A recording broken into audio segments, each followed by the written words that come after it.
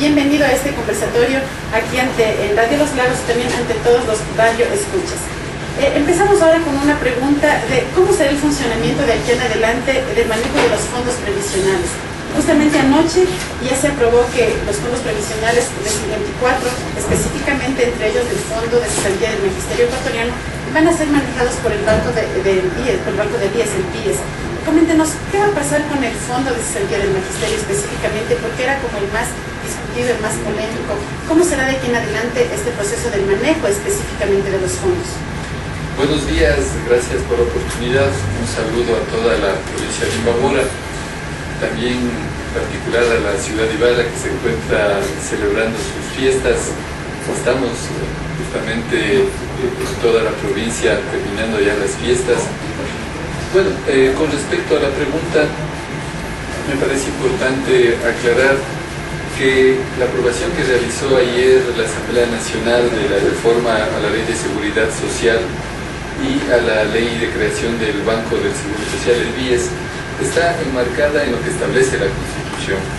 La Constitución dice en varios artículos que la seguridad social será pública y por tanto las entidades que lo manejen obviamente tienen que estar alineadas en este sector, sobre todo los fondos que no solamente son los fondos de magisterio, los fondos que han tenido ingresos de origen público.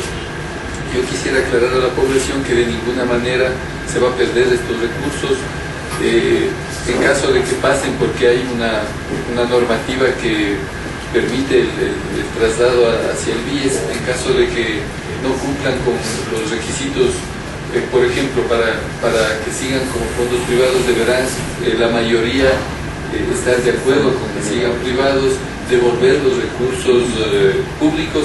En caso de que no se cumplan estas condiciones y pasen al BIES, esos fondos se mantendrán, más aún estarán garantizados por una institución grande con solvencia sólida que es el BIES, y de esta manera garantizar a las personas que durante todo este tiempo han ido ahorrando estos recursos, que los pueden retirar en cualquier momento, si así lo desean, continuar con este. Pero entonces todavía está pendiente la investigación, si se puede llamar así, de que existan o no fondos públicos, específicamente en el Fondo de Cesantía del Magisterio Ecuatoriano, porque es un poco el más polémico, por el que se armó bastante debate, específicamente por parte de los maestros. Habrá un tiempo en el que podrán justificar si han tenido o no recursos de orden público. Para eso está la superintendencia y la Junta Reguladora también.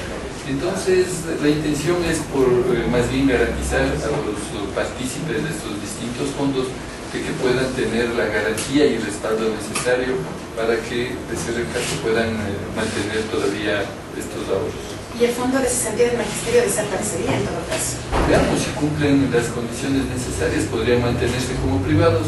En caso contrario, pasarían esos fondos al BIES. Ya depende en el transcurso de estos días que puedan justificar la posibilidad de mantenerse como fondos privados.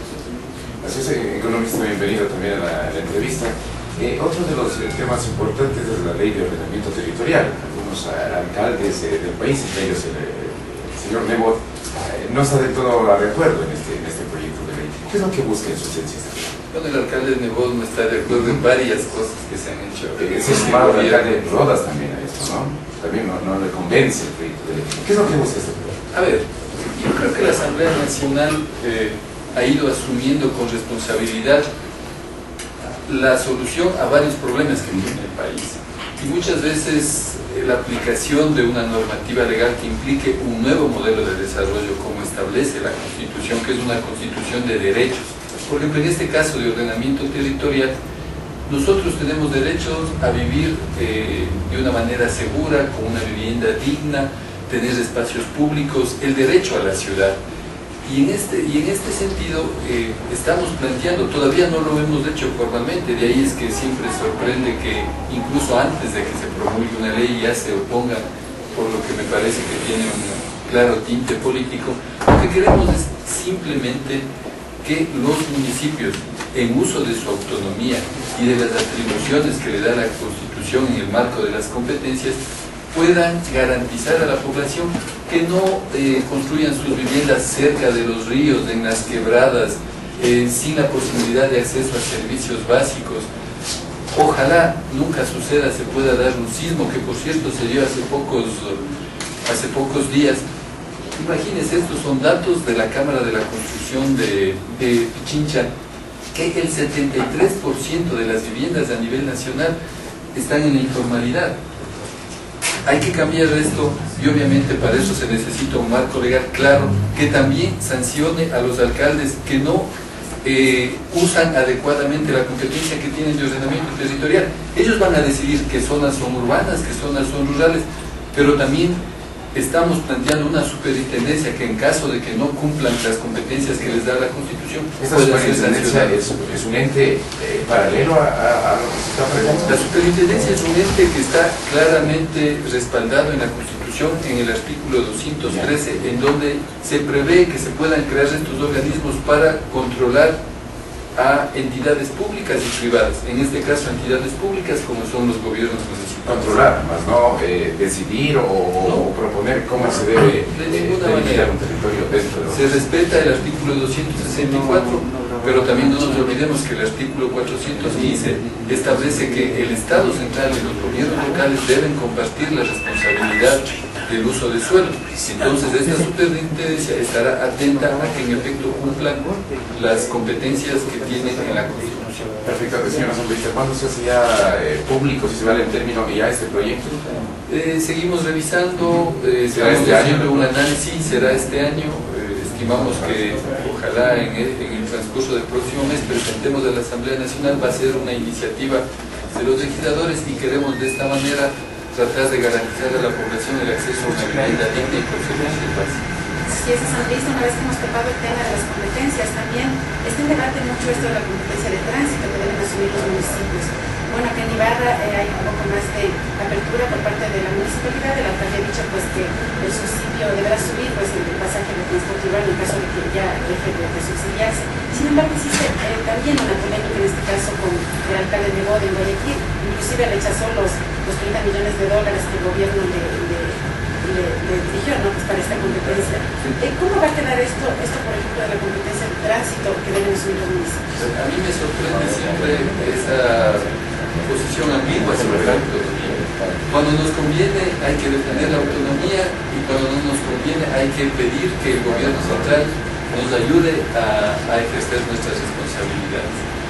La Constitución es clara. En el artículo 264 dice: a los gobiernos municipales les corresponde planificar, regular y controlar el tránsito y el transporte en cada uno de los territorios. Para esto para que se dé esto, para que se aplique, existe el Consejo Nacional de Competencias, que es el que va a permitir la transición de esta competencia. De hecho, hay 3 grupos de municipios. En el primer grupo, en el grupo A, está Guayaquil, Quito, Manta y Ibarra, también, que se han venido preparando para ejercer estas competencias. Y claro, está el municipio de Guayaquil. El gobierno central ha cumplido con todo lo que ha estado a su cargo, ha entregado los recursos, incluso adelantado, pero sucede que el alcalde de Bot no quiere asumir ese costo político que significa también tomar decisiones.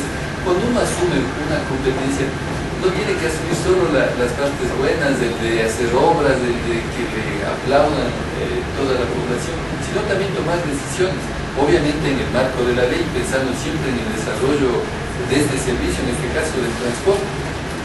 El gobierno nacional, mediante la Agencia Nacional del Tránsito, ha emitido ya las políticas, la forma de cálculo de las tarifas, pero el señor Nebot, en este caso, no quiere ejercer la autonomía y espera que el gobierno nacional siga subsidiando el transporte. Entonces, sí quisiera aprovechar esta oportunidad para indicar de que en este proyecto político se está actuando con responsabilidad y en efecto respaldando también un proceso de descentralización. Imagínense cuando se reclamaba la descentralización en educación. El alcalde Bolívar Castillo de Loja hacía referencia a una carta en donde se quiere solamente actuar en educación dando tablets, dando libros, lo que de alguna manera conviene, pero enfrentando temas como infraestructura, decisión de sueldos de profesores, ahí no les interesa. Yo creo que hay que tener una visión clara, integral, de cómo asumir las diferentes competencias, y en buena hora esta Constitución aclara en la Constitución qué competencias ejerce cada nivel de gobierno, cómo se transfieren esas competencias, y eso es lo que está sucediendo. Se está dando un tinte político también a este tema, entonces. Obviamente, vemos cómo los demás municipios ya han asumido la competencia. De hecho, entiendo yo que en Cuenca ya han definido las tarifas, lo está haciendo el alcalde de los taxis, lo está haciendo el alcalde de Quito en diferentes mesas para establecer una tarifa que garantice también a la ciudadanía, que no implique un mayor impacto. Y obviamente, si quieren hacer eso como lo venía haciendo antes del gobierno nacional, pueden también subsidiar, pero ya con presupuesto con su responsabilidad. Pero esta competencia hemos visto que no es igual en todos los cantones, ni en todas las provincias. Por ejemplo, en Tucán desde el 1 de octubre también se ha anunciado que van a asumir las competencias de tránsito, pero que el control, ellos no van a tener agentes municipales de tránsito, sino que el control lo van a tener los mismos policías nacionales en este caso. ¿Y qué va a suceder también con los cantones más pequeños? En este caso, Uquí, Pimanquiro, por ejemplo, el tema de la matriculación vehicular. El Garra ya lo va a hacer también, pero ¿qué va a pasar con los cantones más pequeños? Y si esta competencia será diferente también en las provincias. Claro, pero por eso la misma Constitución establece el organismo correspondiente, que es el Consejo Nacional de Competencias, porque obviamente no todos los gobiernos locales están preparados para ejercer estas competencias. De hecho, hay 3 grupos, así ya lo manifesté, y los municipios pequeños irán de a poco en función de la capacitación, en función de los recursos también que disponen. Hay la posibilidad de tomar mancomunidades y de irlas asumiendo progresivamente.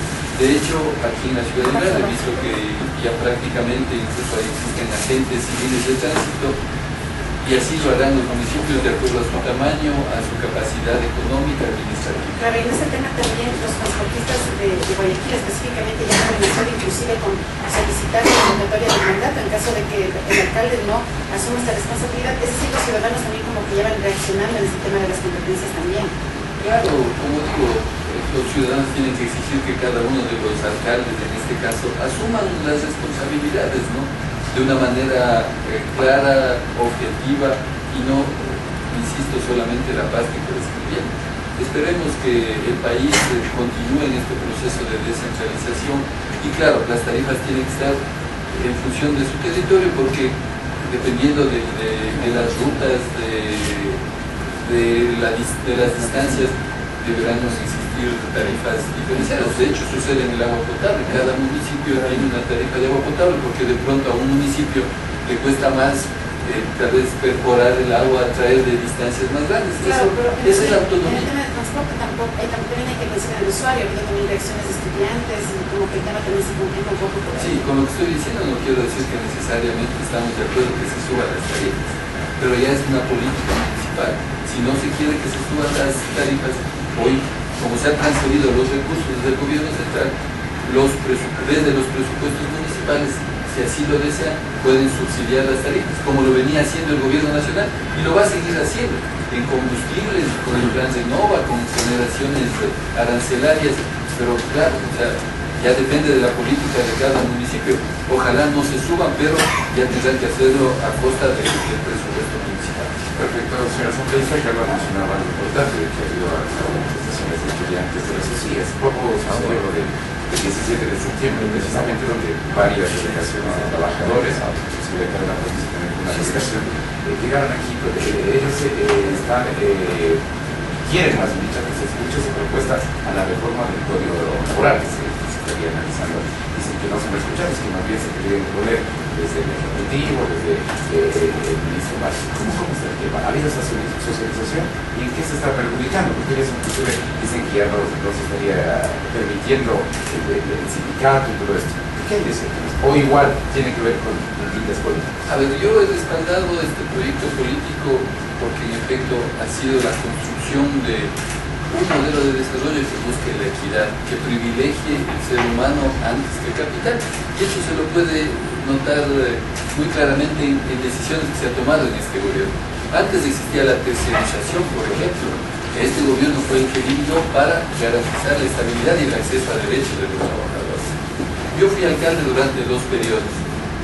para citar un segundo caso. Cuando un empleado público terminaba sus labores después de varios años, décadas, recibía muy pocos recursos, recibía $2.000, $3.000 de liquidación.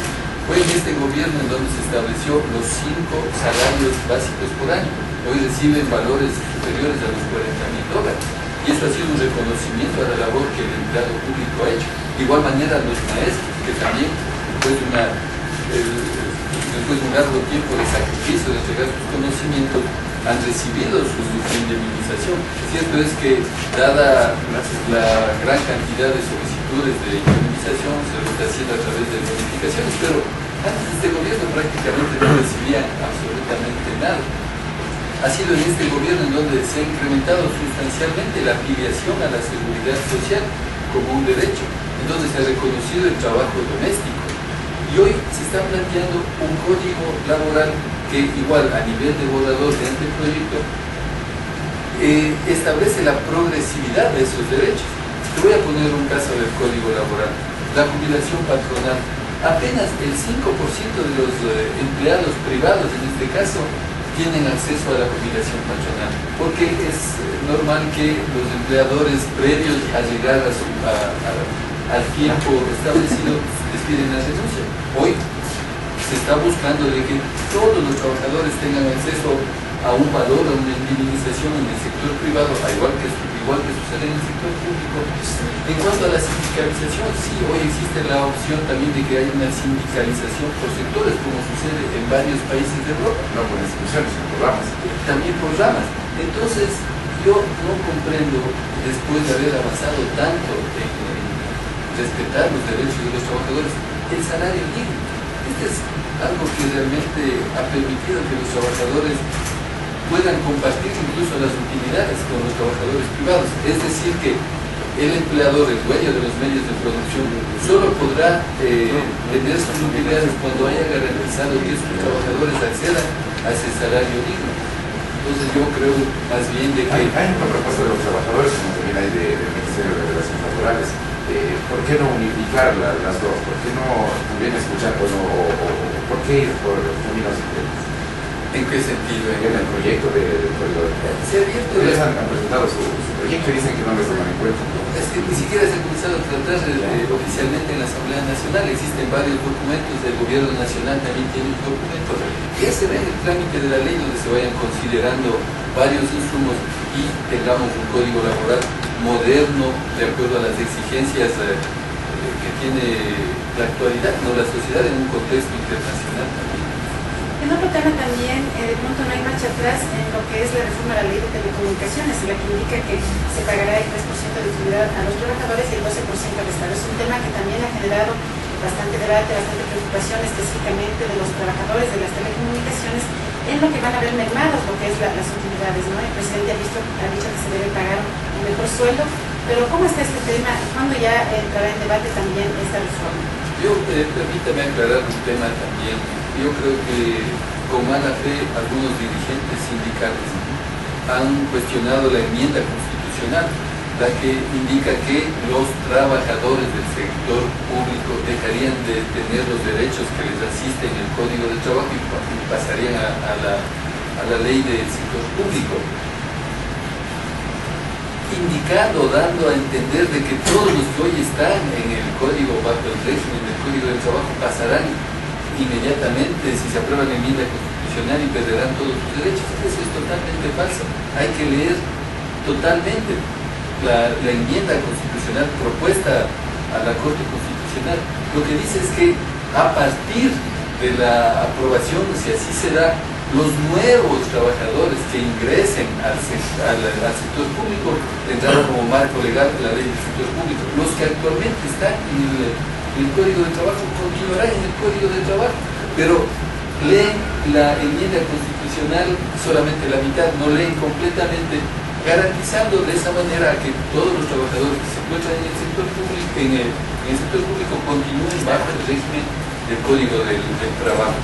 Entonces sí me gustaría de que los compañeros funcionarios municipales, de los gobiernos provinciales, de los diferentes sectores que están bajo el Código del Trabajo estén totalmente tranquilos y no hay motivo para que también exista protestas en los diferentes sectores. Con respecto a las utilidades de los trabajadores, a ver, la Asamblea Nacional, de acuerdo a lo que establece la Constitución, ha venido limitando las utilidades, porque así dice la Constitución. Cuando se trate de sectores estratégicos de recursos no renovables, tendrán que tener limitación, porque obviamente son recursos limitados y no es una actividad económica normal. Y ha sucedido en el tema de hidrocarburos, en minería, y ahora se está planteando, ha presentado el Ejecutivo también una limitación de las utilidades para los trabajadores del sector de telecomunicaciones. Estamos analizando recién, posiblemente pase en mi mesa se está analizando las telecomunicaciones y actuaremos como siempre lo hemos hecho, respetando la Constitución y buscando la equidad de los trabajadores, buscando que vayamos construyendo esa sociedad equitativa, ¿no? Yo creo que no podemos plantear trabajadores de primera y de segunda, sino buscar también ciertos elementos de equidad. Es un hecho en todo caso que este cambio se dará en lo que es la ley de telecomunicaciones.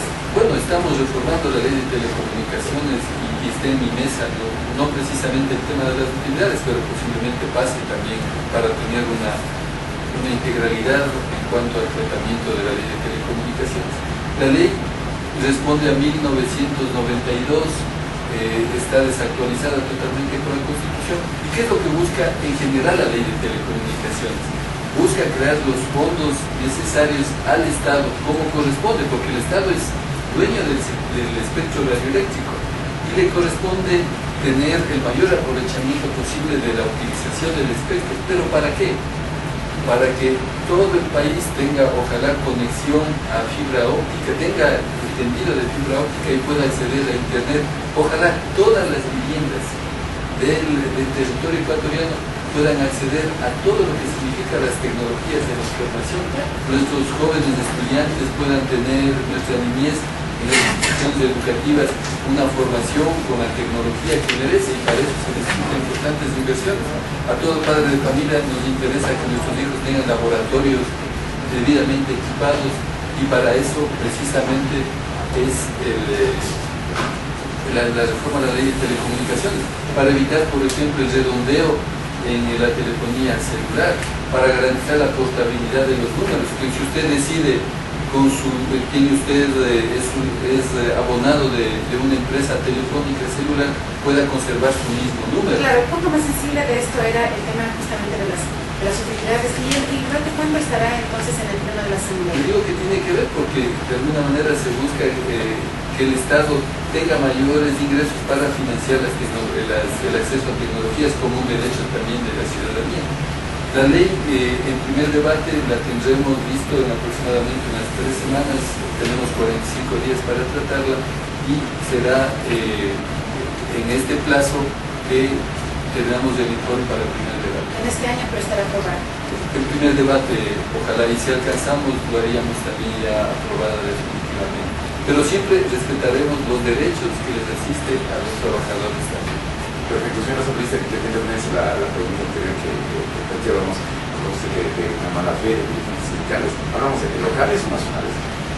Nacionales, porque de ¿Podemos alguna conocer manera, bueno, varios dirigentes que han estado en las diferentes organizaciones sindicales, he visto que han dicho no podemos permitir que se pierdan los derechos de los trabajadores del sector público. Está en varios medios de comunicación, entonces yo creo que hay que dar una lectura integral a la propuesta de la enmienda de constitución. Sí, dentro de las enmiendas, que son 17, justamente las que también querrán analizar, la oposición se está uniendo también para insistir en el tema de la consulta popular. Sin embargo, algunos asambleístas del país han dicho que no están muy de acuerdo en eso de la consulta popular. ¿Acaso le temen de pronto a que no puedan ganar el tema de las enmiendas constitucionales a través de que el pueblo decida, o cuál es el factor principal? Aquí no se trata de estar o no estar de acuerdo con una posición, aquí se trata de aplicar estrictamente lo que dice la Constitución. La Constitución indica en el artículo 441, 442, 443, indica claramente que si un cambio, una modificación a la Constitución no afecta derechos y no cambia la estructura y los elementos constitutivos del Estado, no hace falta una consulta popular y puede la Asamblea Nacional aprobar esas modificaciones. Pero en la Constitución también dice que también se puede hacer los cambios vía consulta popular. También, pero ¿quién determina cuál es la viabilidad de estos cambios? La Corte Constitucional.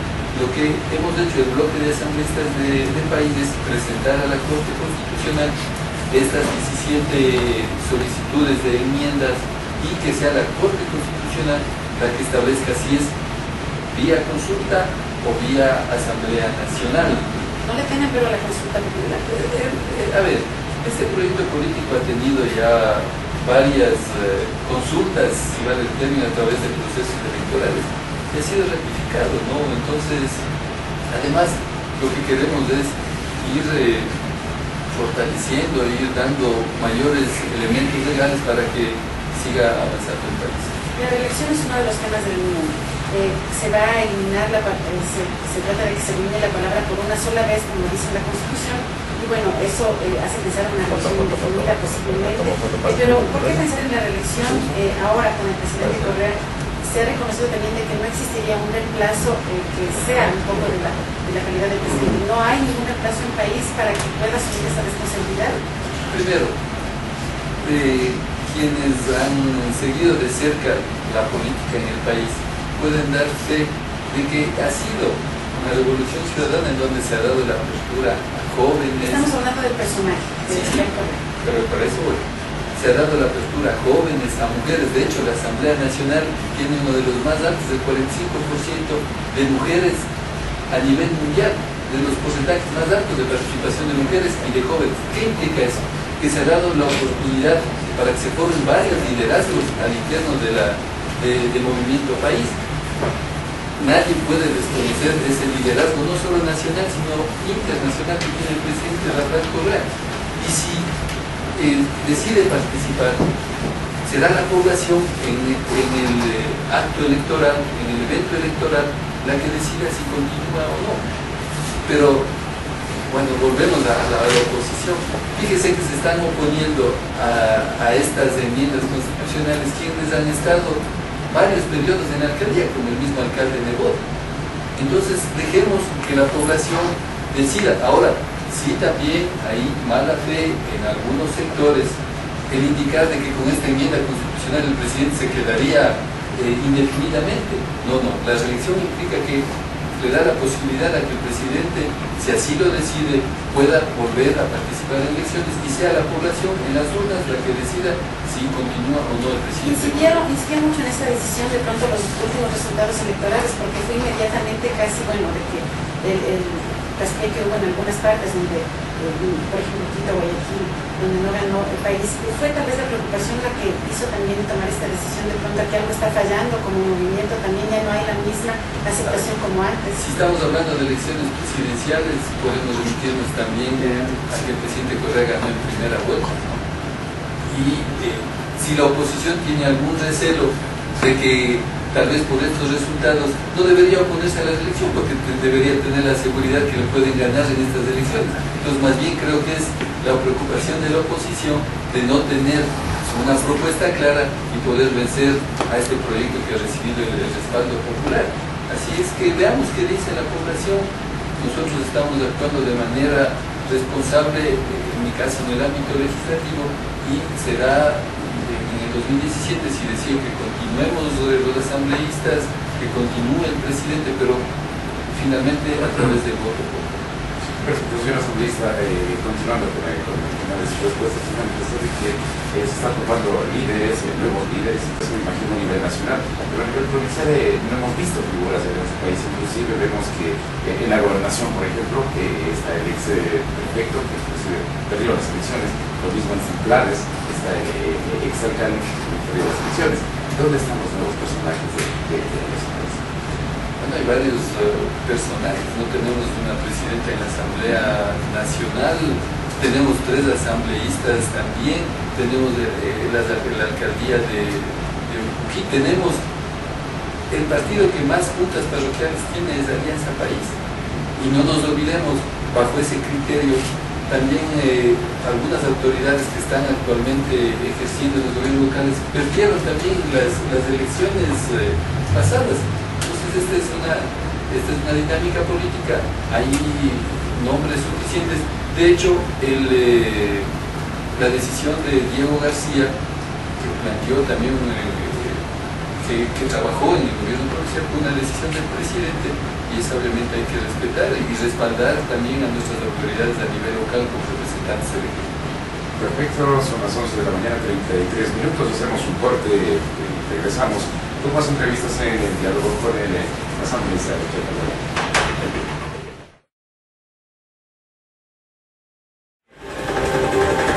Cuando son las 11:37 continuamos con el asambleísta Richard Calderón, y a través de nuestra cuenta de Facebook, elnorte.es, nos han enviado algunas preguntas.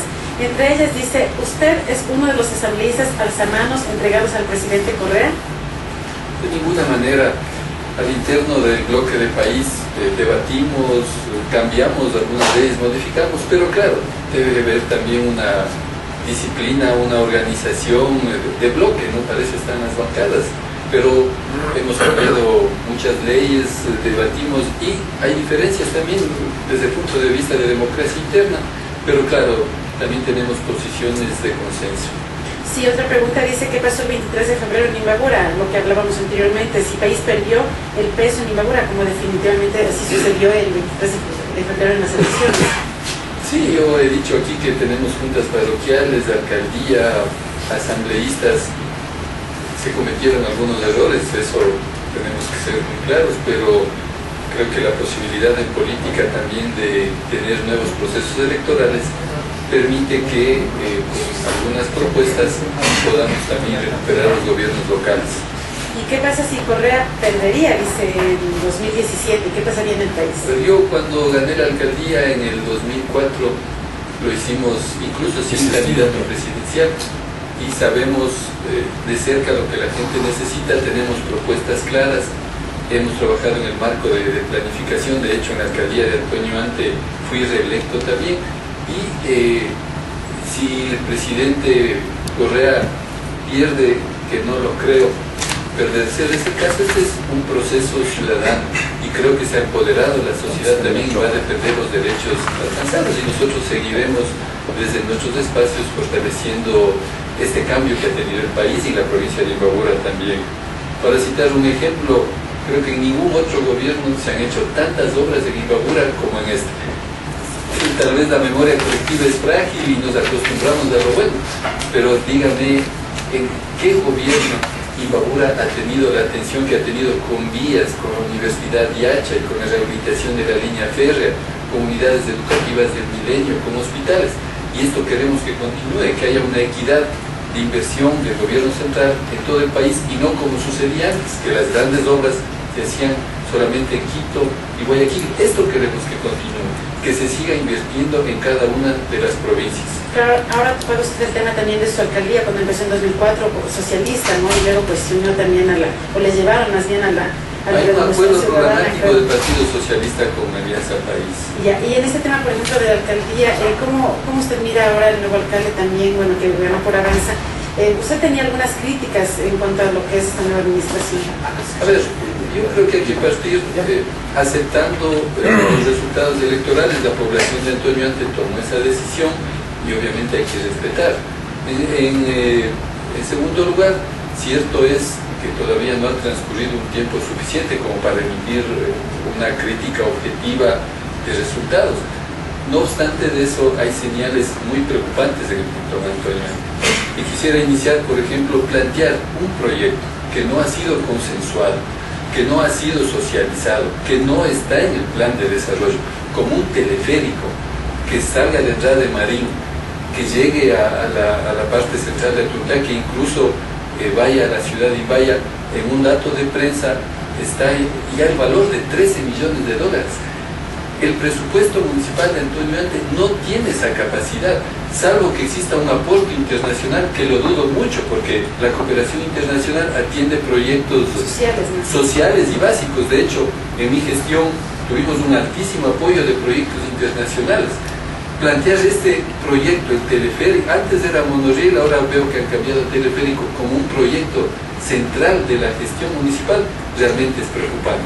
A eso se suma el excesivo gasto corriente, se han creado coordinaciones, direcciones, cuando es muy sensible el punto de equilibrio. Lo que siempre se busca es dejar los recursos para hacer obras. De hecho, el COTAD así lo direcciona. Entonces yo creo que son, incluso yo me atrevería a decir que no vamos a estar de acuerdo jamás con un incremento de sueldo de los concejales, en este caso, distinto a cuando yo inicié la alcaldía, y permítame decirlo así, disminuimos los sueldos a la mitad, incluso incluido de concejales, buscando hacer obras en el cantón. Entonces yo estar de acuerdo con esas señales, insistiendo de que cierto es que han pasado poco más de 100 días, pero tener ya esos proyectos en marcha, incluso sé que existe en el presupuesto, ya se están realizando, o existe la partida presupuestaria para estudios de un teleférico, cuando el cantón Antonio Ante necesita, por ejemplo, pensar en un relleno sanitario, porque este tiene la vida útil limitada como corresponde. Entonces hay proyectos importantísimos, y endeudar al cantón en 13 millones de dólares me parece a mí una barbaridad técnica que espero en algún momento la población reclame, ¿no? Reaccione. Perfecto, señor asambleísta. Usted ha cuestionado en estos últimos minutos la administración del cantón Antonio Ante, a donde pertenece Avanza. A propósito de eso, ¿cómo está la relación acá entre Avanza y País? En un momento se decía de que iba a haber esa fusión, si es que van en términos de esos acuerdos. Vemos que País va por su lado y Avanza como que está tomando su otro lado. A ver, para ser objetivo, permítame complementar el criterio anterior, que no es un cuestionamiento como tal. Me parece correcto, y en eso pues no se puede decir nada, que continúen proyectos que se dejaron debidamente financiados, como el proyecto Operafa y el proyecto ítalo-ecuatoriano con cooperación de canje de deuda italiana, Atuntaki, Ciudad Digital, para que todas las instituciones tengan internet, y bueno, y proyectos que han reinaugurado, como la radio, que ya estuvo, que se gestionó en la administración que la tuve yo. Entonces, bueno, está bien que se continúen con esos proyectos, pero plantear, como manifestaba, un teleférico me parece que está muy mal, sobre todo cuando no hay la socialización con la población. A ver, con respecto a la pregunta, me parece que hay que tenerle una mirada distinta a lo que sucede a nivel nacional, que tiene una lógica de proyectos, de temas de un nuevo marco legal, es decir, un enfoque nacional. Pero creo que en el territorio hay una dinámica distinta. Yo no puedo compartir, por dinámica que no funciona. No puedo compartir cuando se han planteado una forma de administrar, como solo para citar un ejemplo, el caso de Antonio Ante. Yo no estoy de acuerdo con esa dinámica, y dentro del derecho que me asiste también a mí a discrepar internamente, sí, estoy de acuerdo que se garantice el gran proyecto político a nivel nacional, pero aquí en lo local yo creo que hay una gran distancia entre Avanza y País. De hecho, incluso ideológica. Avanza es la socialdemocracia, que tiene claramente su marco filosófico ideológico, y el socialismo que planteamos como un socialismo moderno. A propósito de eso, ¿cuál es su relación con el asambleísta Federico Moreño Antonio Pozo? Bueno, la relación que tenemos todos los asambleístas, ¿no? Tenemos distintas posiciones. De hecho, él ha votado en algunas, se ha abstenido, yo he votado también de manera distinta. Respeto su criterio, no comparto muchas de las cosas, y así tenemos que ejercer la democracia también al interno de la asamblea, incluso con la oposición. A propósito del asambleísta Antonio Pozo, él hace unas declaraciones hace poco, dice de que él no está de acuerdo en una policía armada de protección al servicio público. ¿Se está pensando en eso? Yo creo que hay que leer bien. Me imagino que se refiere a la enmienda constitucional también. Lo que se está planteando en la enmienda constitucional es incluso lo que se ha venido actuando, que de manera complementaria las Fuerzas Armadas puedan apoyar en temas de seguridad interna también, que eso es lo que ha sucedido. No se está planteando de que asuman esa posición, sino hay momentos en donde se necesita que por temas de seguridad apoyen también las Fuerzas Armadas. De hecho, ustedes deben haber visto cómo en asuntos de control de armas, de narcotráfico, han intervenido, que pueden ser catalogados como temas de seguridad interna, y eso se quiere dar el respaldo constitucional de lo que de hecho ha venido sucediendo en la práctica. Bien, usted hablaba hace un momento justamente de la asambleísta Pozo, decía que en algunas cosas no está de acuerdo. ¿En cuáles, por ejemplo? En la misma visión que tiene Avanza. Por ejemplo, el día de ayer Avanza se abstuvo de la votación, nosotros votamos a favor, garantizando el tema de los partícipes de los fondos, para citar un ejemplo. De hecho, yo no llevo la votación de la asambleísta Pozo, ni estoy pendiente de ese asunto, ¿no? Mal podría yo establecer concretamente, pero diferimos porque él, es lógico, él pertenece a una línea socialdemócrata, así lo ha dicho su director Ramiro González, y nosotros tenemos otra línea política, pero si ellos deciden apoyar al presidente Correa en los grandes proyectos, pues también tienen su derecho a apoyar. Ahora que hablábamos también del socialismo, usted decía que existe un acuerdo programático. ¿Qué pasa con el socialismo puerta adentro? Hemos visto cómo Pedro de la Cruz ha salido del socialismo, como que está uno por un lado, otro por otro. ¿Qué es lo que pasa con el Partido Socialista? ¿Ya está carcomido totalmente o de pronto está ya convertido en país, o qué es lo que está sucediendo aquí? El presidente, su primera participación fue en Alianza 35-17, luego se firmó un acuerdo programático. Yo siempre tengo en alta consideración al Partido Socialista, que nos ha dado la posibilidad de formarnos, de tener una ideología clara, y hoy con el presidente Rafael Correa Compaís ha sido realmente la oportunidad de poner en práctica en la realidad todo nuestro pensamiento tanto político. Así que ya no han ido en alianza, o sea, la primera vez fue 17-35 y luego solo 35. Bueno, ¿está próximo también la crisis en el Partido Socialista de pronto? Yo veo una afinidad total en cuanto a la alianza 17-35, porque compartimos los mismos criterios ideológicos. De hecho, la misma Constitución establece un modelo social y solidario, y gran parte, por no decir casi todos los planteamientos del Partido Socialista están en el estatuto. ¿Pero como partido sigue vigente o...? Por eso hay que preguntar a quienes están dirigiendo, ¿no? Yo tengo siempre mi respeto, mi consideración al Partido ¿Pero usted Socialista. cómo lo ve? ¿Está en crisis? ¿Su criterio cuál es? A mí me parece que, por el contrario, yo creo que hoy existe esa posibilidad de trabajar juntos, de fortalecer, sobre todo desde el punto de vista ideológico. Bien, tenemos otra pregunta que nos la han hecho a través de Facebook, elnorte.es, es de Henry Acuña. Él le pregunta: ¿cuál es el secreto para ser un empresario y político de éxito? A ver, bueno, yo estoy en lo textil, incluso desde niño he trabajado con mi padre, que tiene una empresa textil. Mi abuelo fue trabajador de la fábrica Imbabura. He venido, es una empresa familiar. Siempre hemos actuado dividiendo incluso las dos cosas. Yo no vivo de la política, yo tengo mi empresa, que es mi respaldo económico. La política más bien es un afán de servicio, de aplicar también la profesión que tengo.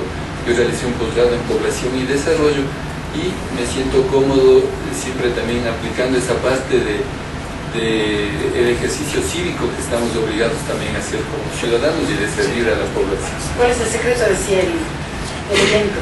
No hay secretos, ¿no? El secreto es siempre trabajar con honestidad, con eficiencia, con planificación. Perfecto. Regresando al tema de los nuevos elementos que está trabajando el país a nivel nacional, dentro de esos nuevos elementos, ¿estaría para las próximas elecciones, Richard, candidato?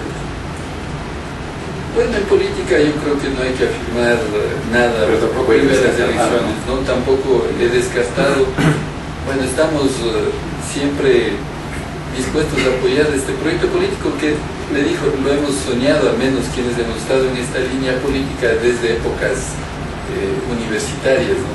El poder por fin pensar en una soberanía económica, en donde el petróleo esté al servicio de los ecuatorianos, en donde se dé la mejor renegociación de la deuda externa a nivel latinoamericano, donde se pueda por fin que los recursos de los ecuatorianos se inviertan en el país. Ese ha sido un sueño de toda la vida, y hoy existe la posibilidad de apoyar este proyecto político. Estaremos siempre dispuestos a apoyar, sea en el ejercicio de un cargo de elección popular, o también desde el ejercicio privado, ¿no? Siempre estamos listos a apoyar este proyecto político que esperamos continúe por el bien del país. Así, regresando al tema de los debates, de varias reformas que se hacen en la Asamblea, también se analiza ya la reforma del Código Civil. ¿Cómo está el avance de esto? A ver, uno es el Código Civil y otro es los procedimientos civiles. Correcto. En este momento de esta semana, estos días se ha debatido ciertas modificaciones al Código Civil que también ha sido como siempre mal interpretada por la oposición. ¿Qué es lo que se busca? Por ejemplo, aumentar la edad de matrimonio.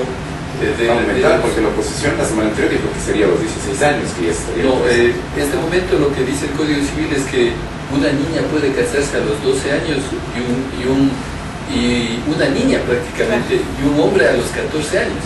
Entonces, ha dicho la oposición que con esto no se va a resolver el embarazo adolescente, que es uno de los graves problemas. No, o sea, la ley no va a resolver todo, pero va a ayudar. Cuando una niña de 12 años se casa, pierde el apoyo de sus padres para seguir estudiando, la posibilidad de apoyo en salud. Creo que debemos tener la libertad de decidir el matrimonio, que es un acto civil, cuando seamos mayores de edad. Obviamente el Estado va a estar pendiente de atender en caso que se dé un embarazo precoz, pero estimamos de que no es posible de que una niña pueda casarse a las 12 y un adolescente a los 14 años. Estamos adecuando incluso a lo que sugieren las Naciones Unidas, a la normativa internacional. Ecuador es uno de los pocos países que permitía esto. Entonces, creo que es razonable que defendamos. La oposición ha dicho que una persona tiene el derecho de tomar la decisión en cualquier edad, pero tenemos que proteger a nuestros niños y adolescentes, al menos con un marco legal adecuado a lo que dicen las organizaciones internacionales. La Comisión de Fiscalización ha anunciado que se solicitará que se investigue el destino de los aportes del Instituto de Seguridad Social de las Fuerzas Armadas y de la Policía. ¿Qué les preocupa en este tema? Bueno, la Asamblea tiene la libertad de pedir cuentas a varias instituciones, especialmente cuando son recursos públicos. ¿Pero existe alguna preocupación tal vez por lo que se solicita? De ninguna manera, yo creo que está en el derecho que le asiste a la Comisión de Fiscalización de pedir cuentas. Se ha preguntado a varios organismos, a la Superintendencia de Bancos, a diferentes personeros de la gestión pública que son sujetos de fiscalización de la Asamblea Nacional. ¿No hay ningún tema que se quiera analizar específicamente o por qué está? Para nada. Aquí también permítame aclarar, se respeta como tal, se garantiza la seguridad social diferenciada que tienen las Fuerzas Armadas a través del ISPA y la Policía Nacional a través del ISPOL. Tienen sus sistemas propios y eso se garantiza por Constitución y por normativa legal, así es que no debe existir ninguna preocupación.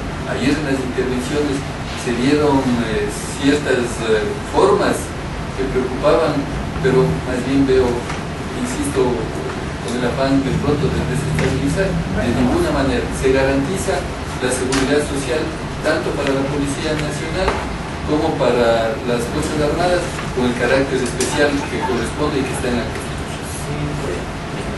Sí, tenemos otra pregunta que nos hacen los oyentes a través de las redes sociales. Dice, ¿qué pasa con la ley de defensa del artesano que parece que va a desaparecer o que van a desaparecer los pocos beneficios que tenemos? Pues yo creo que este es un tema de ponderación de derechos. Nos hemos reunido con los artesanos. Si bien es cierto, los artesanos tienen derecho, también los trabajadores. En este ánimo de buscar de que se garantice los dos derechos de los trabajadores, que son denominados operarios de los artesanos, y de los artesanos, se van a buscar mecanismos de incentivos para que los artesanos del país, y especialmente de nuestra provincia, que es una provincia eminentemente artesanal. Usted pasa por Cotacachi, Otavalo, Tuntaqui, Ibarra, San Antonio, la puesta artesanal es importante. Nosotros estaremos pendientes de que cualquier cambio que se dé en el Código Laboral esté pensado también en fortalecer a los artesanos de nuestro país. En otro de los sectores que había preocupación también es el de las parroquias rurales. El calchense Ángel Chalá es representante de más de 800 parroquias rurales del país ante el Banco del Estado. La preocupación viene específicamente en el tema de la carencia de servicios básicos. Él decía que el 90% de parroquias rurales están prácticamente en el abandono. Y solicitaban, o más bien van a presentar una enmienda en el que él decía pues que solamente el sector rural sea el que pueda votar por prefectos. ¿Esto cree usted que es viable o no es viable? O ver, ¿Qué se debe hacer? Primero no está en las enmiendas solicitadas por el bloque. Van a proponer Pero a mí me parece lógico, ¿no? Si es que el representante que es el prefecto tiene la competencia, sobre todo en el sector rural, vialidad rural, turismo, producción especialmente agropecuaria, debería suceder de esa manera, ¿no? Y evitar que los prefectos tengan la tentación de hacer obras en el sector urbano pensando en los votos. ¿Cree usted que es viable entonces la propuesta que ellos quieren Debería hacer? seguir el camino. Acabo de escuchar esa propuesta, no la he analizado con integralidad, pero me parece razonable. Perfecto. En otro tema, señora asambleísta, existen rumores de que de pronto en las provincias ya se elimina la denominación de prefectura, existe solamente una gobernación, un gobernador. Para eso no son solo rumores. No, se mantiene. A ver, ¿cómo está organizado el Estado?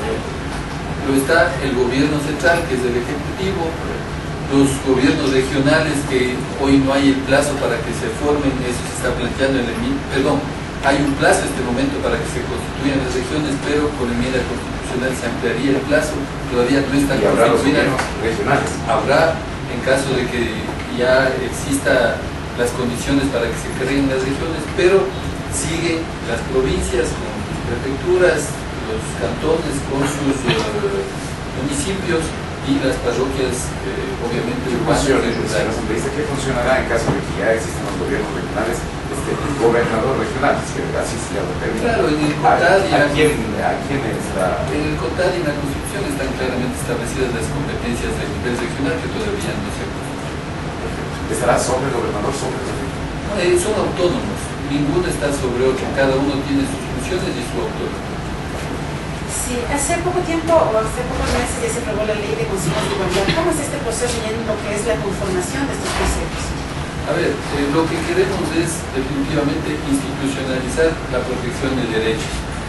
Creo que había mucha irregularidad en los marcos legales que tenían que ver con discapacidades, con movilidad, con niñez y adolescencia, con mujeres. Hoy queremos que los consejos de igualdad tengan una política integral, nacional, de defender los derechos de los grupos de atención prioritaria. Así lo manda la Constitución, hemos aplicado lo que determina la misma, más bien hoy existe claridad y eficiencia institucional para defender los derechos de estos grupos de atención prioritaria. ¿Y cuándo ya veríamos que se pone en práctica ya hay una transición, cómo va a ser hay una transición, hay una disposición transitoria, estimo que es de 180 días, no estoy claro, pero en este tiempo deberán ajustarse a la nueva ley de consejos. Ya necesita la participación del economista Richard Calderón en protagonistas. Finalizamos con su valiosa participación. Muchas gracias también por atender nuestro pedido y también a los oyentes por también enviarnos sus preguntas. Gracias y felicitaciones por el programa.